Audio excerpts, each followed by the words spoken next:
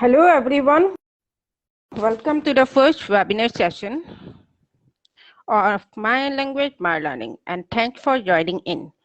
My Language, My Learning is all about you, our user, and we are trying to make life a bit easier for you by developing a dynamic platform which will be all about your feelings, your way of thinking, your pace of understanding in any area of your interest, suited for your growth and development in a language you best understand. Keeping that in mind, we are starting our first webinar session on leadership and education with Mr. Faisal Sayad, who is currently the Director of Capabilities at ORIT and has been working in the area of leadership and development since 2007. We welcome you, Mr. Faisal, to My Language, My Learning webinar session and to lead the conversation today. Thank you.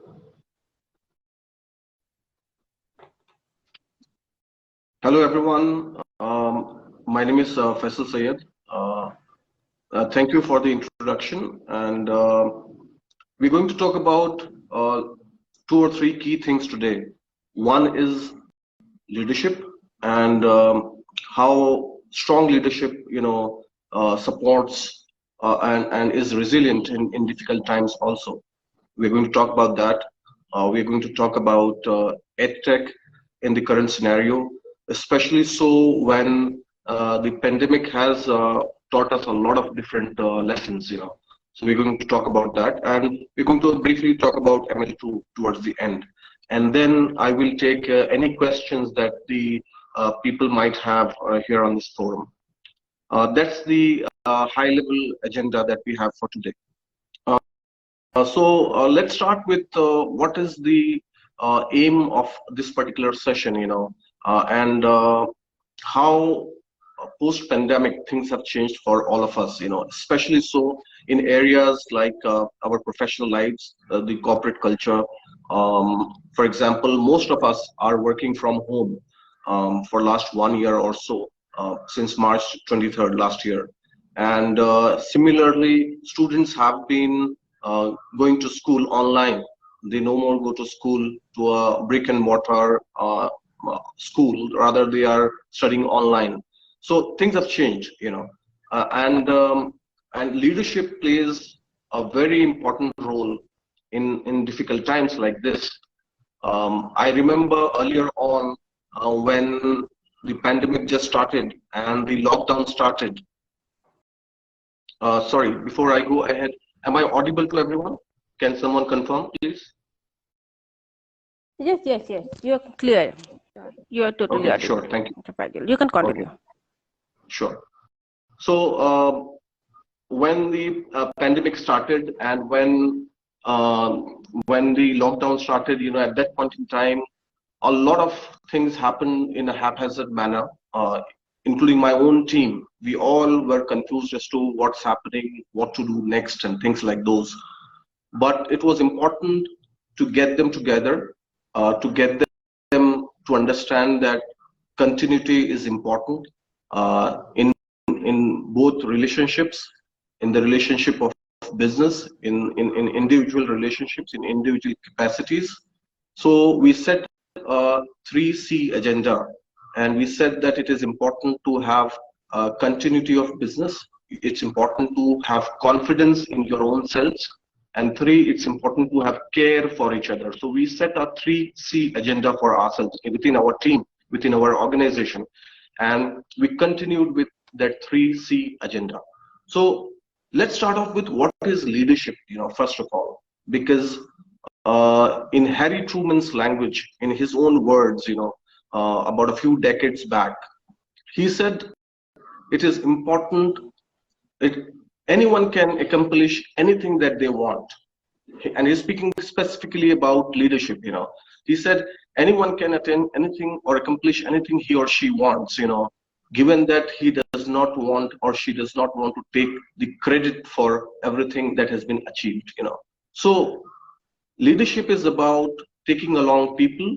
Leadership is about accomplishing tasks and goals that you want to. If you have a transactional leadership role, you may want to attain tasks, you may want to attain short-term goals. But if you are a senior leader in the organization, it is important that you know what are the goals of the organization. You may want to accomplish those goals. Those are important. So leadership is about attaining those short-term, transactional, sometimes strategic goals, sometimes organizational goals, and not just accomplishing them, but also you don't need to mind as to who takes credit for it. For example, if my organization has a certain project management related goal that we have set, together, at the end of the day, what is important from a leadership perspective is those tasks, those strategic goals are accomplished. And maybe at a middle manager level, it is important that how they are accomplished, not just what is accomplished, but how it is accomplished. But at the end of the day, it is important that those tasks are accomplished. Now, it does not matter who takes the credit for it, So in my team, if there are 15 people working, and they have their own roles clearly cut out, and maybe in the hierarchy below that, there are people who are doing transactional work and they have their own roles cut out. So for me, it does not really matter, who has played a major role. Am I to take the credit for it? Is it someone else to take the credit for it? I would rather focus on the team working along, especially so in such times, and accomplishing that task for my customer, accomplishing that task for my partner organization and things like those. And even for my own team, there are certain things that you do for your people, your own people. So accomplishing those tasks for my own people, that is more important. Now, who gets the credit for it is slightly immaterial here. The reason being that is because if you are focused completely on who gets the credit, then you are going to keep yourself ahead of the task, ahead of the goal. And a true leadership is not about that. A true leadership is about focusing on what you want to achieve, focusing on your team, focusing on how you want to achieve, so that there is minimal disruption, minimal problems for the team, the processes, and the systems. So that's the first bit of it. Now, leadership is a skill, just like listening is a skill, you can develop it over a period of time. A lot of people in the organization, when they reach higher up or when they get promoted, they stop listening. They assume that whatever they're thinking or whatever the set processes are, those are the final stamps or the final things, around them. So their own signature is the final authority, that's what they think, but it is important, just like listening is a skill, driving is a skill, the same way leadership is a skill. Leadership is as important a skill as anything else in the world. For example, if you want to be a leader, and if you want to be someone who leads the team through the way, through good times, through difficult times, many people say that you have to have a vision, you have to have a strategy. But friends, let me tell you that you can be a leader in your own right at any level that you are, whether you are at a very entry level, whether you're doing a transactional work, a tactical one, a strategic one. You have to groom yourself to be a leader. I remember in one of my organizations when I used to work in 2004 to 2007, believe me, we were taught, at any level to be a leader. So even if I'm at a transactional level, I'm doing my basic work, which could involve some kind of an entry, talking to the customers online, speaking with them over the phone, or if it was more strategic, analytical work that I was doing, or more of an executive kind of work that I was doing. At all levels, you were called out as you are a leader of your own task. You take decisions. You are responsible for your own tasks. So we were groomed to be leaders at each level. Even an individual contributor was a leader for himself or herself. So it is important, before you demonstrate the values and traits of leadership, you yourself in your mind must think of I'm a leader. Now, what are the values that a leader needs to possess? So even when I'm doing a transactional kind of a individual contributor kind of a role, IC kind of a role, or a collective effort in a team, a role where I'm contributing in the team, I think each one of us first needs to believe in ourselves. Only then can you demonstrate those values to others. So it's important that you build that confidence in within yourself first and say that I'm a leader in whatever capacity I am, but I am a leader.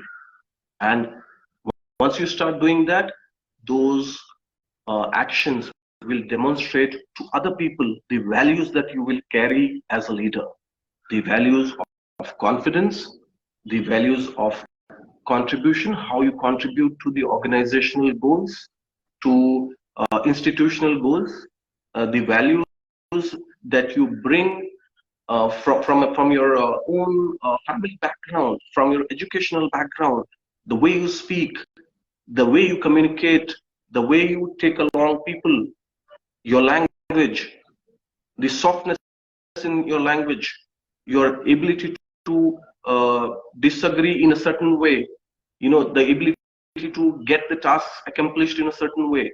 All that will be demonstrated only when you yourself know that I am a leader in the capacity. So, for example, even in an individual capacity, as an individual contributor, there are many a times you have to speak with your manager, you have to speak with a customer about the work that you have accomplished. What do you want to do at that point in time?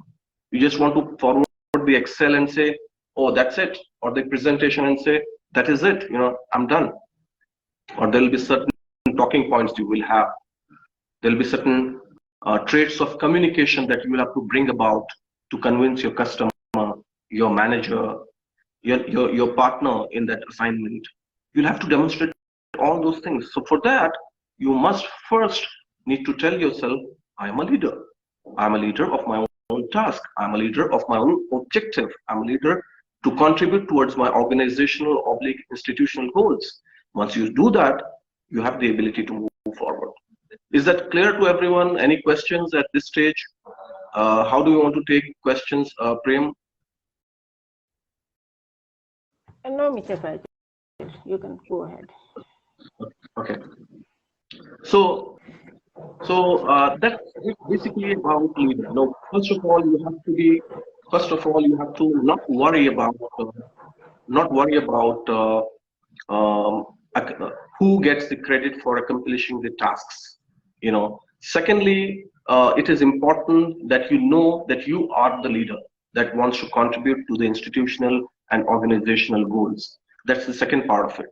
And thirdly, then you want to develop yourself to reach that leadership position whereby you just don't remain an individual contributor, you just don't remain an individual, but the benefits of you being the leader are passed on to others. So now, how do I develop my own self as a leader? Now, you can develop yourself as a leader. So there are different types of leaders. There are people who are born leaders, and there are many examples of born leaders in the world, But as I said, leadership is a skill.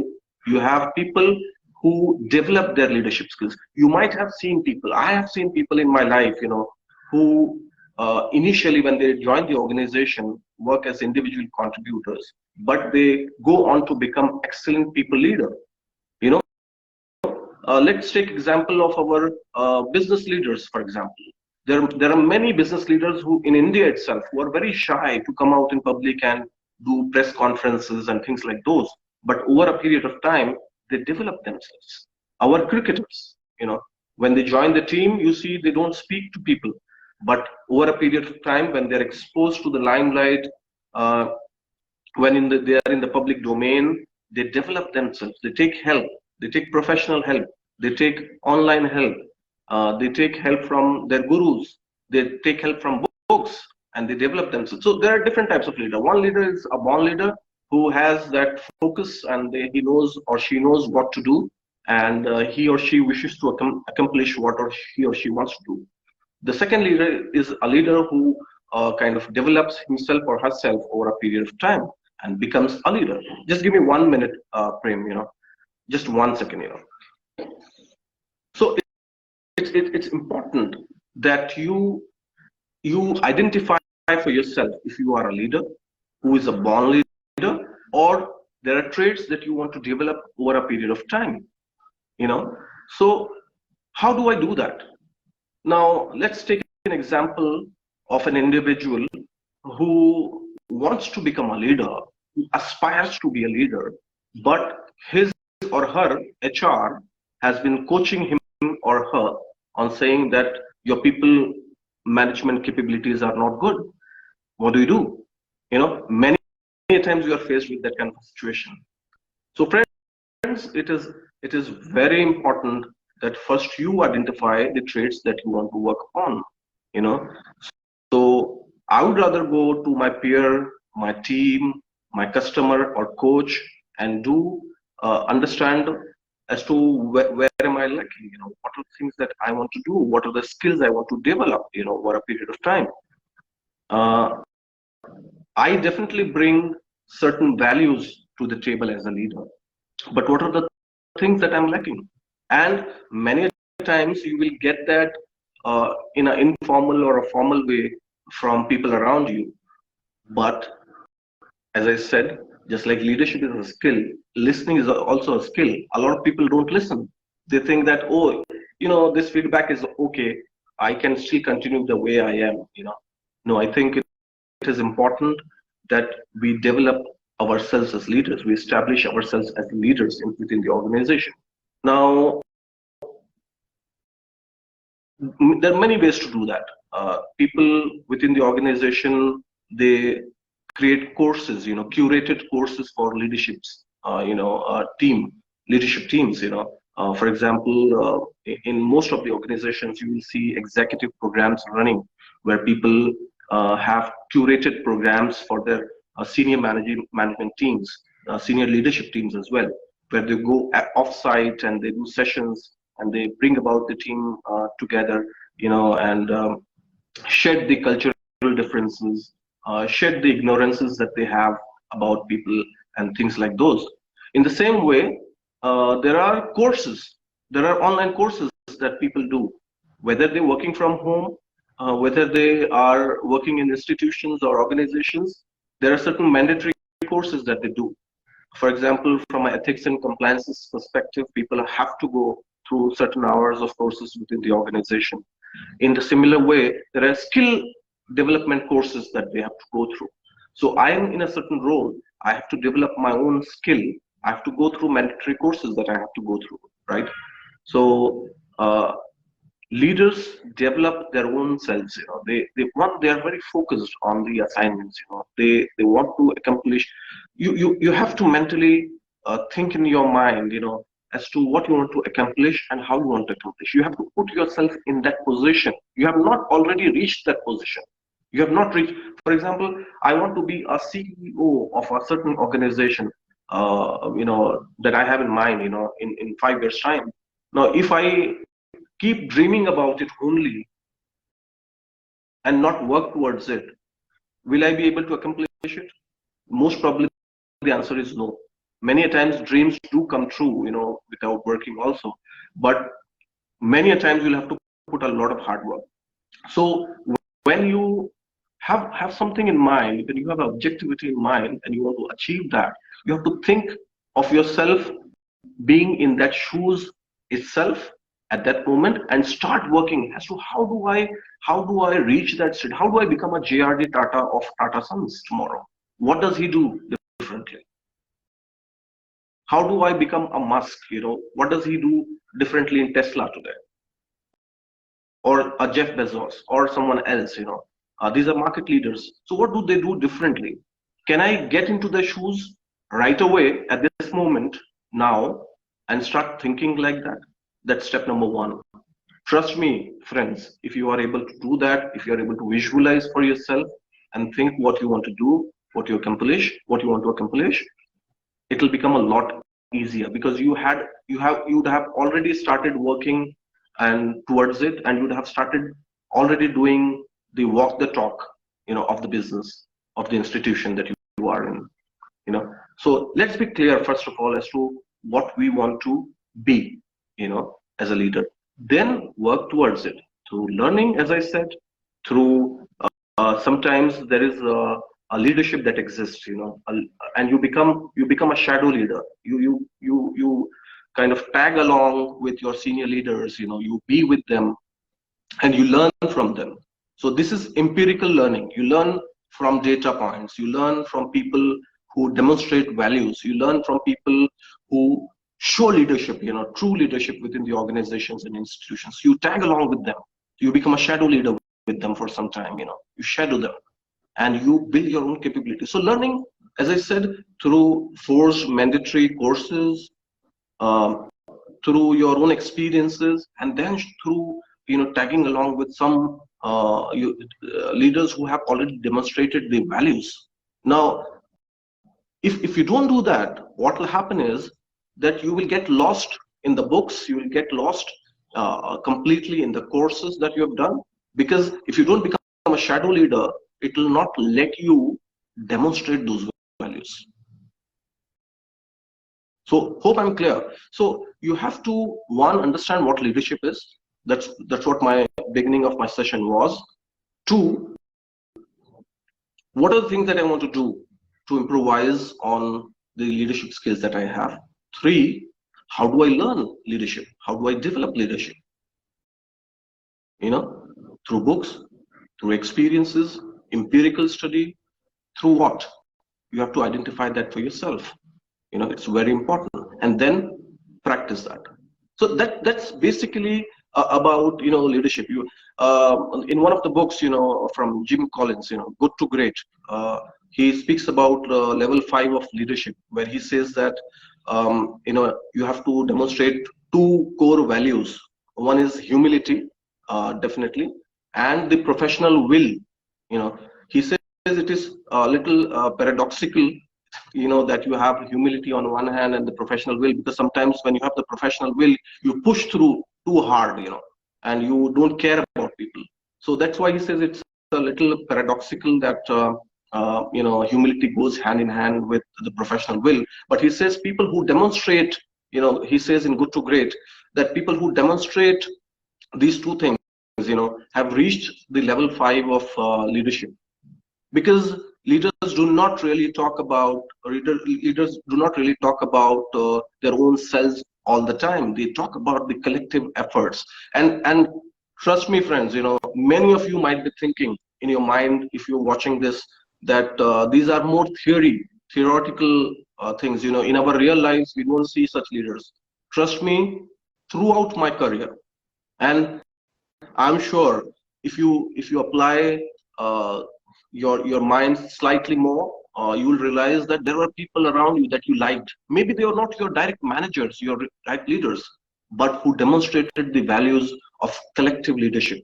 For every good that happened, they said, my team, my team, my team. And everything that failed, they said, I am responsible. I take the responsibility that we failed. So I have seen those leaders. I have been groomed by such leaders all the time.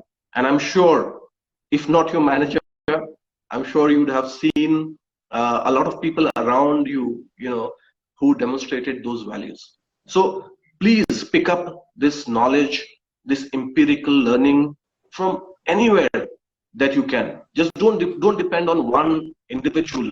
You can pick it up from anywhere that you can.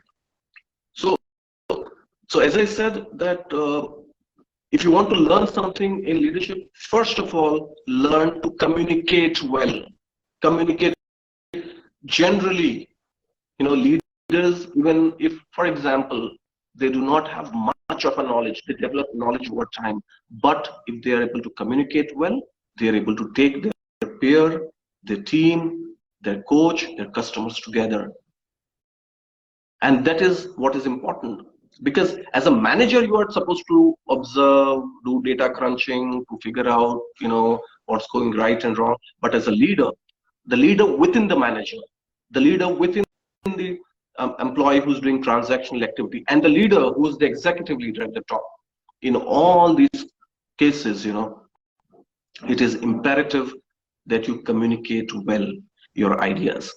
You would see influencers today, all around the world, the political leaders, the business leaders, the social media influencers. You will see coaches and speakers, and what do they do? What do they have in common? Trust me, it is about communicating your idea the way it is in your mind and letting them know the way it is in your mind. That builds a lot of trust. It builds a relationship between you, your employees, your peers, your family, for that matter. If you are able to convince and let them know what you're thinking about a certain objective, about a certain assignment, about a certain task at your home, for that matter. For example, I have to buy some equipment, at my home, but there's some kind of a disagreement over that. Now, if you are able to communicate well, and I'm giving this example because there are domestic cases as well where we are not able to convince our people, So if you are able to communicate, why do you want to do that? And how do you want to do that? I think your task is done. So as a leader, most important thing is to communicate well, to let your people, your customers, your peers know about what you're thinking, what your assignment is, what your project is all about, And again, go back to Jim Collins, good to great. Have humility. Don't push through too much, Tasks are important, objectives are important to be accomplished. But the pandemic has shown that care is very important. It has shown that continuity. So you are a hard taskmaster, and God forbid you are in this pandemic situation and someone wants to avoid work, by giving the excuse of I'm at a distant location and I can't work. He just wants to trouble you because you have troubled him or her throughout his or her career. So continuity of relationship, continuity of business, continuity of transactions is very important. So humility, as I said, is very important to build and have that continuity in such difficult times, and have confidence. That's again something which is very important. So coming back, so this is about leadership. Coming back to leadership development, as I said, about a few minutes back, you can develop your leadership through various channels. You can learn. There is micro learning that is happening. There is a lot of coaching, offline coaching, online coaching that is now happening. More so online coaching that is happening, online education that is happening. It has taken a huge upsurge, in the last 6-8 months. I see everywhere a lot of organizations that are now focusing on the strength of technology. They are dovetailing technology with education, and they're following certain standard protocols. They're saying that come on our platform, and we have the best of the teachers, the best of the trainers with us, who can, and that is all that is happening while we are here, through this pandemic. Thankfully that is getting over. As I said, all this will pass through. This pandemic has fastened up the entire process of the online business, the online education, the online communication. While all this is happening, how we as individuals can develop over a period of time our skills, our learnings, our own selves. What do we look at, during such times? I think one is that people who are in a professional setup, who work with organizations, who are part of institutions, I have seen personally that a lot of organizations and institutions have given a lot of opportunity for the 3 C's that I have been talking about, during the pandemic: the confidence, the continuity, and care.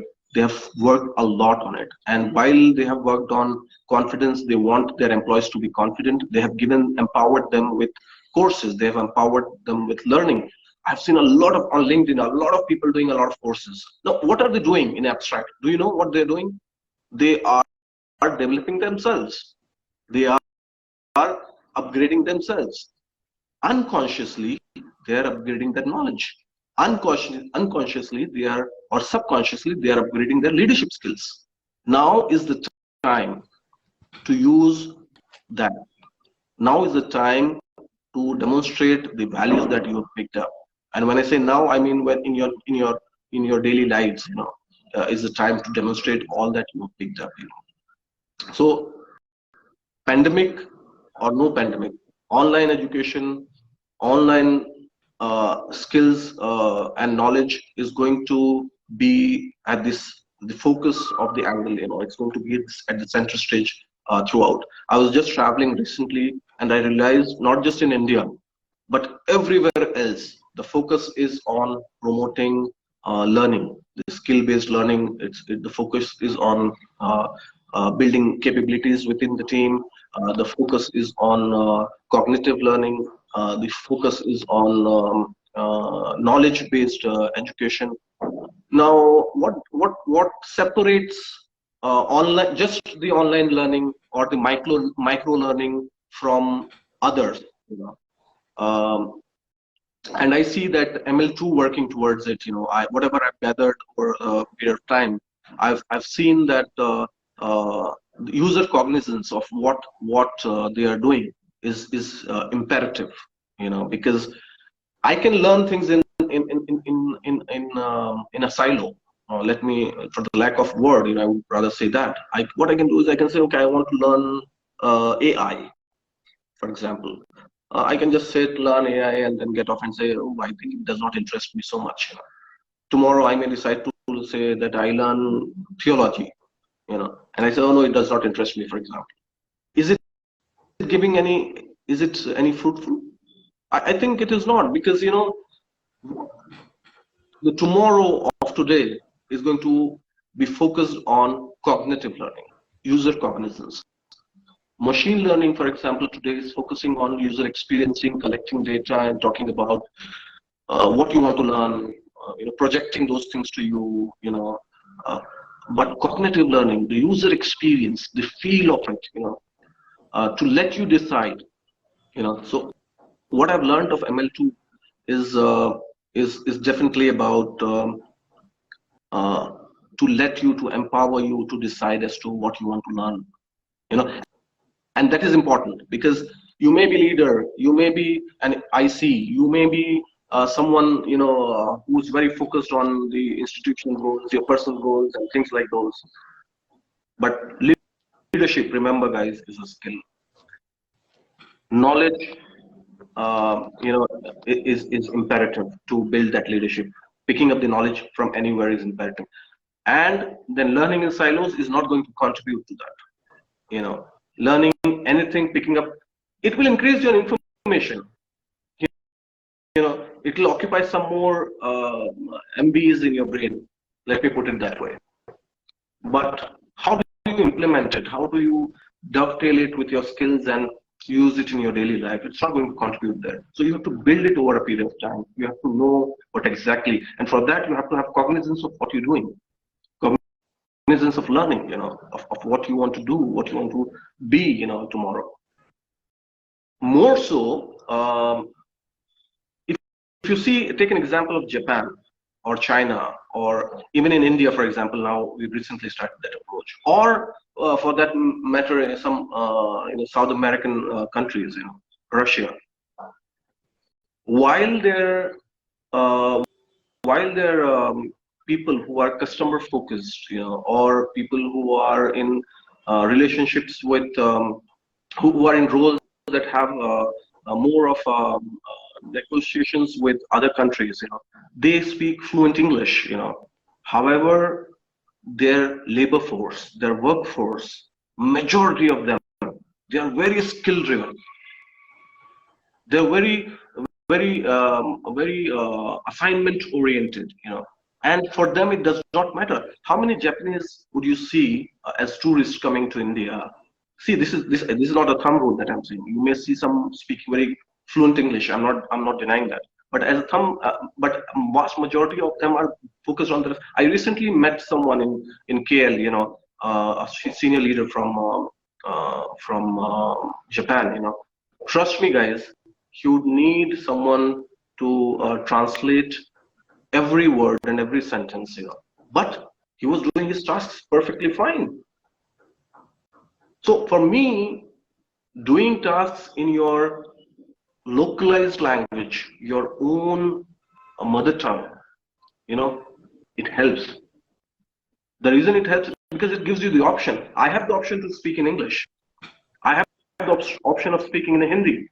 And I have the option of learning in Hindi. As I said, India is moving towards that, I have the option of speaking English. Now, as a child, let me give you an example. If a child speaks fluently in English at home and he picks up his knowledge bits in English, which is fine.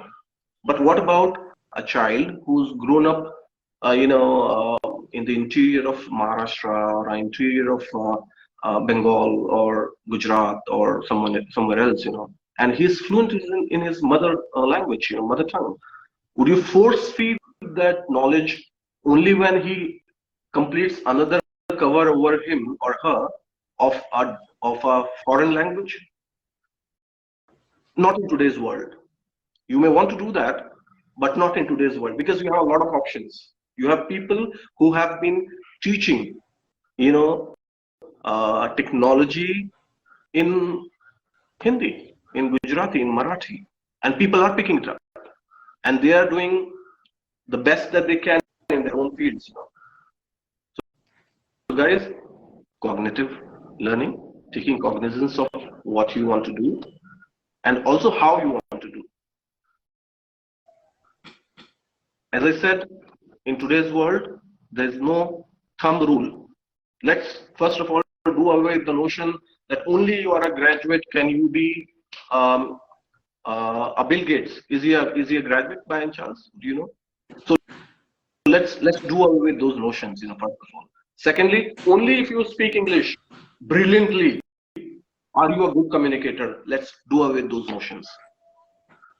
Let's not force feed these stereotypes, in today's world, because you never know when someone else will race past you and you'll realize, oh, what happened?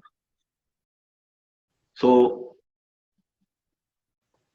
I see that this initiative that ML2 has taken, whatever I know of it, in the online education learning, working towards informed leadership, development of informed leadership, letting people learn things in their own language is an excellent opportunity.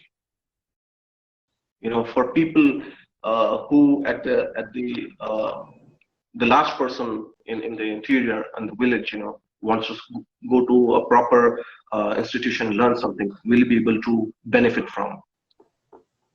I am someone who loved this concept and agreed to talking about the leadership and the edtech, knowing what ML2 was doing.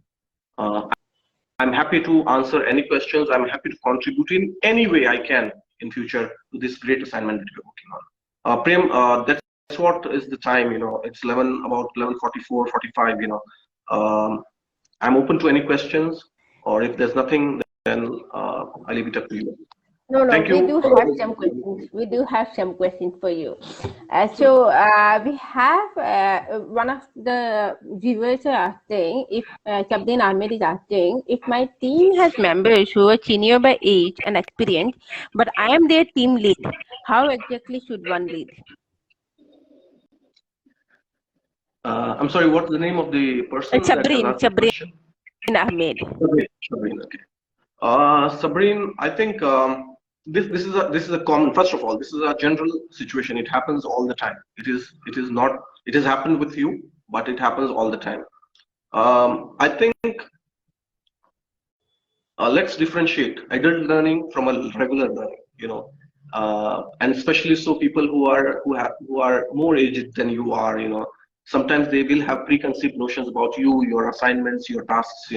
And they would think my way is the right way. This person is new or naive and all that. I think building the confidence in your abilities through communication, through opening channels with them will work. In about 2001, 2004, I was in a similar situation as you are, Sabrine, and I had a lot of people that were reporting to me were much senior to me, and sometimes I even felt bad because they used to call me sir, which I never liked. I said, okay, call me by my first name. So you have to create the comfort first of all. You have to create the comfort with them, and the way to creating comfort with them is through communication, sitting with them one on one, sometimes talking to them. What are the things that they want to contribute? What can I do for you? Because everyone is concerned about what you can do for them, what's in it for me. So you have to showcase that as well and tell them that what can you do. So opening channels, basically is going to be that's the first step. The second is building that confidence in your ability, because as I said, it's the skill, knowledge, it's the confidence that you need to give to them. And once you give them the confidence, I think things will be fine. It's just a matter of communication, building relationship and confidence. Okay. Thank you, Mr. Faisal. There's one more question from my perspective. So I'm a parent. So during grown up, I had this issue, sitting in the back bench, not involving too much in classes because I don't want to, answer questions or, give ridiculous answers and be laughed at and be bullied at even. So what do you think about, leadership in, should we encourage, children to build on leadership from childhood itself? How do we, if we start from childhood itself, how do we inculcate that in their education system? So can you elaborate a little bit on that as a parent's perspective from, because the world is so competitive nowadays. So even I worry for my 1-year-old daughter that what will happen 3 years later when she is going to go into school and something like that. So what is your perspective on that? How do we as parents can, motivate or encourage our children to have some kind of leadership skills which we didn't have, because we didn't have that much of access to, internet or online like we do now? Sure, a great question. Let me tell you, Priyam, not because we are talking here and but really something that we must all know about, at this moment in time in history, because things are changing so rapidly Yeah. that you never know what happens in the next 5 years. Yes. So, in the beginning of my discussion here, Priyam, I said one thing: you have to first believe in yourself as a leader, and whether you are in a transactional role or an executive role, it does not matter. In the same way, as a parent, I think we must inculcate that feeling that you are responsible for your tasks. You have to give them that confidence. Don't beat them up. I'm just kidding. Don't beat them up for doing something wrong, but rather tell them that you are responsible for the success of what you're doing, for the failure of what you're doing. Don't worry about the failure. I'm with you in the failure, but in success, you must bask in glory. If you give them that confidence, that's the first step. Um, Agreed that many a times, we come from background that we have been bullied, and that all that will keep going on, Prem. Trust me. Even when you are online, even when you are offline, those things, even in the next 5 years, 20 years, 50 years, till the time humanity is there, you'll see people who are bullied, people who will bully, and all that will happen.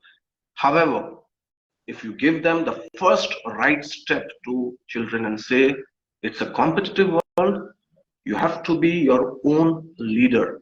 I tell my son all the time, he is in eighth grade, I tell him all the time, your success, I will support you in everything that you do.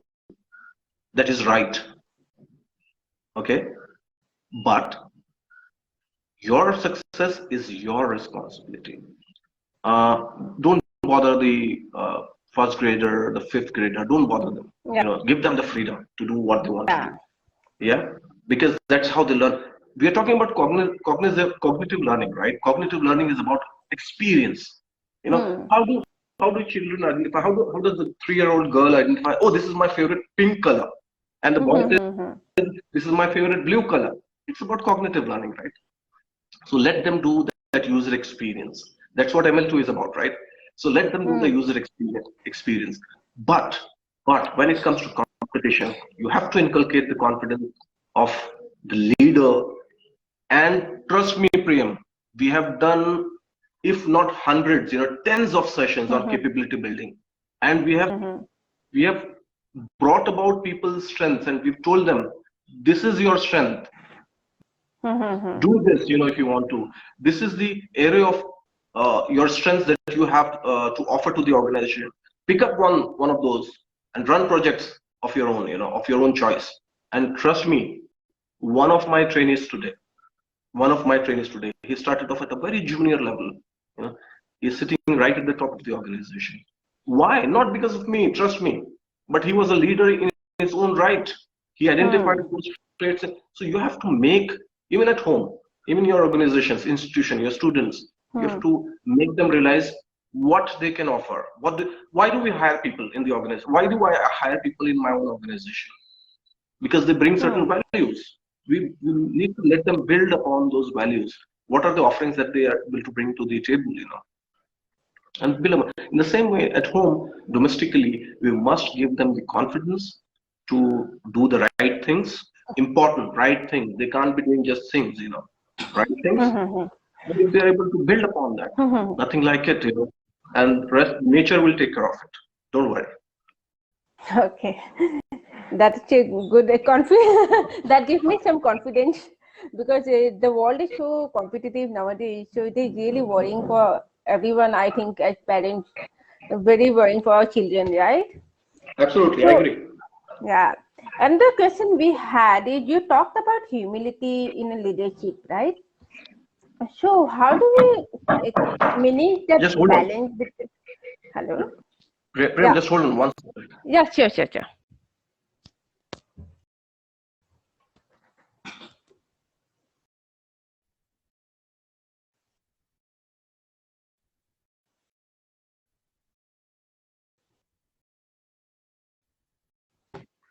I am so sorry about this. No, it's okay. It's totally understandable. Sure.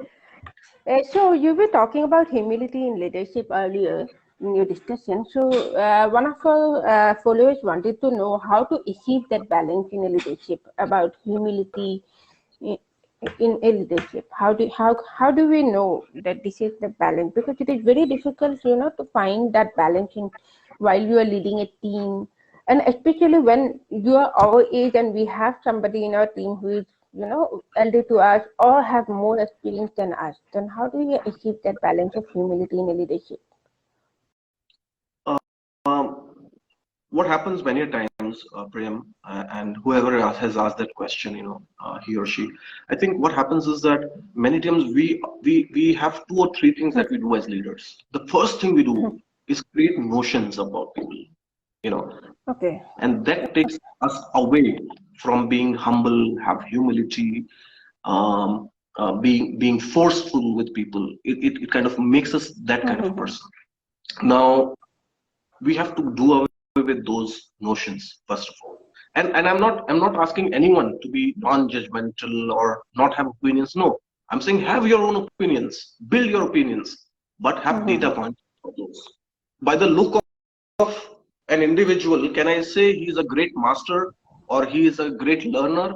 No, I can't do that. Do I have data points? No, I don't know the way he's what clothes he's wearing, or the way he's walking, or the way he's talking. I really cannot judge, that. So let's do it with the notions. Build your opinions first of all, and build your opinions on informed data points. Data point number 1, that this person has done this or done that. So that's about the individual. Let's remove the individual from the scenario. Now about humility. When you're done with the notions, then you are, and also create a consciousness about humility, that you have to be humble. You have to have the humility. Many a times, believe me, people are not conscious about their own value systems. I am very humble, for example. That's what I but you go take feedback, a third party does a feedback survey, and it realizes that you are a 2.515 on team management. And it's, oh, I'm very good. Yes, you are very good, but for about your own self, that's what you're thinking about. So you have to be conscious about humility factor all the time. Trust me, in any forum, you are sitting in a management discussion, the way you put across your point, if you are conscious about the way you want to put across the point and have the same impact of the point that you want to have, when you are forceful, you have to be conscious about it. So it will come with practice. One, do away with the notions. First of all, this person would act like this because he always thinks like this. So notion I've created. Two, if you have humility, if you are humble, you know how to deal with people, build upon that. Be aware, have cognizance of what you do. Again, the same point that we've been discussing, for the last 55 minutes. If you are able to do that, believe me, you will eventually reach that stage that Jim Collins is talking about, of level 5 leadership, where he says you must have that paradoxical balance of humility as well as the professional will. Now, professional will, all of us have, trust me. We want to be a winner all the time, but humility, you will have to build it slowly. And if you are earlier on in your career, it's very easy for you to do that, to be conscious and build up. Okay, but then how do you see cognitive learning contributing to developing humility and consciousness? Again, a very good question. I think what happens is that I would say empirical learning and cognitive learning are little intertwined, with each other. So what happens is that you have personalities that exist in the system. Your home, at your home, in your offices, in your institutions, and everywhere around you, you have personalities that you get sometimes fixated with, right? Oh, this is a good human being. Okay? Now, what are you doing subconsciously? You are learning. Now, what are you learning? It is not just about the face, right? It is not about the personality only. It is about his or her actions that leader, that individual has been taking. And you slowly start inculcating. I have learned, knowing my senior leaders in my previous organizations through empirical learning, working on projects, data points, through their own actions, their value systems. Oh, he is an excellent orator. He or she is an excellent ethical person. Very important. So you basically subconsciously you're picking up those things, and on the other hand, you're able to transmit that to other people, because leadership should touch upon others also. And when it is touching upon others, you have to build that humility through cognitive learning, through your actions, because you're picking up from somewhere else. You have to pass that, whether it is empirical study, whether it is a cognitive study through that you're picking it up from. For example, business leaders across the world. You take example of Ratan Tata, the Prime Minister of New Zealand, Jacinda. You take the example of the Canadian Prime Minister, You look at the way they deal with their own people. See, I'm not going into the politics of those people. No? Trust me. Please don't take it that way. I'm going to the behavioral leadership traits of those people. The way they deal with the. Where have they picked it up from? Which college did they go to pick those up? Can anyone pinpoint? Because they come from 3 different geographies, Can anyone pinpoint where they did pick it up from? Cognitive learning, looking at people, saying this is my value system. I want to improve this. Be your own best self. This is what the mantra is today. And especially in dealing with people. Yeah, we have one more question again from Sabrine. So she said, in certain cases, especially for women leaders, there is a possibility that humility might be considered as lack of professional will. What is your take on that? I think I'm impressed with the kind of questions your team has, without wasting time. I think very important that you don't sound and look and be like a weak leader, and more so more so if you are a women leader, the reason being that women have been uh, taken into stride and have been taken as, yeah, also running, for a long time in history now. Now is the time when the women leaders are showcasing their strength. The latest being the Air India flight. You remember, from San Francisco Yeah, to Bangalore, completely piloted by by a women. women Yeah, crew. Excellent yeah, example of leadership. yeah. Now you don't need to. Again, you don't have to hit your fist on the table to showcase your power. That I am a women leader and I'm a stronger, or be abusive, right? With anyone to be. You don't really do that. But if you have to push someone to do a certain task, you don't really bang the tables. You have to push it through in a very subtle way. You have to push it through in a very normal way. If you create a unique situation out of this situation, God bless you. And for that matter, anyone, be it a man or a woman, if it is general situation, we have to get this done. And we have to remember, the moment you are a leader, you have to think of three key things, Sabrine. One is people, process, and I separate systems. Some people also put commercials or economy around it. I talk about systems. So if your people are good, they will do it for you without being forceful. Else you put processes around it. But there are people who circumvent the process also. Remember, there are smart people there. Else you put systems. You put systems which take care of even the processes. They will track the entire process. Now, in daily life, you can't really do that all the time. You might not have the authority to put systems in place, but you can put processes around it, definitely.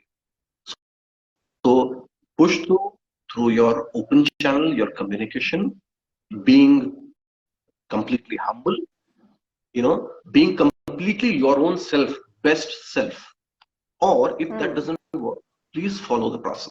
Set a process and say this process has to be adhered to in all humility. And learning is a process. Learning humility is a process. You will pick up sooner or later.